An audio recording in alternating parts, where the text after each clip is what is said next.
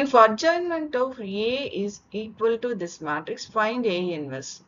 இப்போ adjointment of A கொடுத்துட்டு A inverse கேட்டாங்கன்னா இந்த formula யூஸ் பண்ணணும். A inverse is equal to plus or minus 1 by square root of determinant of adjointment A into adjointment A. இப்போ first determinant of adjointment A எடுத்துடலாம். So இதுக்கு நார்மலாக நீங்கள் determinant எடுக்கணும். minus 1 into 1 minus 4 minus 2 into 1 minus 4 plus 2 into 2 minus 2. So, இதை simplify பண்ணோம்னா 9 கிடைக்கும். Next, இந்த determinant of adjointment A க்கு square root எடுத்துக்கலாம்.